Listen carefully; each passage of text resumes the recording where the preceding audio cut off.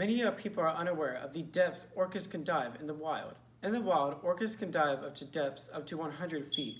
However, due to small confinement issues in aquariums, orcas are only permitted to dive 34 feet. Elephants suffer from the same exact thing, living in small pens as humans sit there and gaze upon them for their viewing entertainment. I have been to a few zoos myself in my lifetime, and all the animals there seem as if they want to be there at all.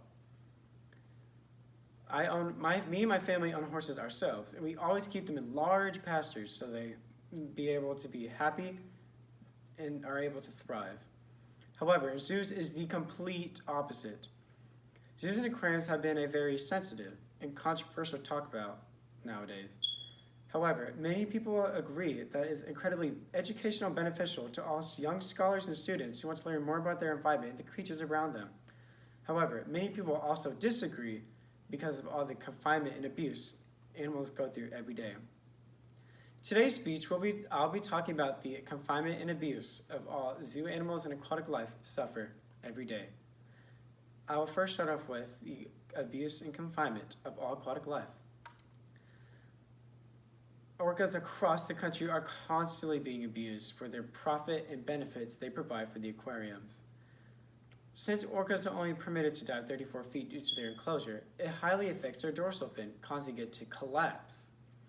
This highly stresses the orca. Orcas in the wild also lived up to 50 years. However, in confinement, they only live to 6 years.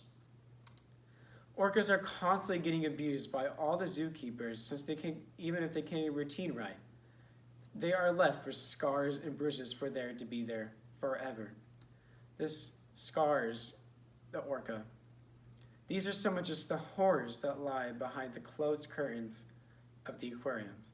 But with that out of the way, let's move on to the zoo animals. Zoo animals also suffer from the same exact thing as aquatic life with not having enough space. For an example, polar bears suffer from 1 million times less space than they have from the wild in their enclosure. Same thing with elephants. They suffer from 18,000 times less than what they have from the wild from their enclosure. Their age is dramatically affected as well, as they died extremely younger than what they do from the wild.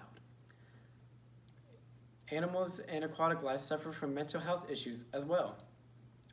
Animals in confinement will suffer from mental health issues. Most mental health issues observed are anxiety, depression, and zoochosis. Zoochosis is a disease that is caused when animals are in confinement for way too long. Symptoms for zoochosis are pacing back and forth without stopping for long periods of time, swaying your head back and forth without stopping, and finally, gnawing on the fence. Many people view these as regular daily things animals do every day, but they aren't. This is a huge example of suffering. This is not happiness, this is suffering. Zoos and aquariums have over time been extremely overlooked, and the confinement and abuse has gotten much worse. Even though we don't go to zoos and aquariums, they affect our daily lives every day. Now, imagine if you were confined in a small room, and the only thing you had to do for every day was wait for food and water and suffer from extreme boredom and abuse every day. Thank you for watching.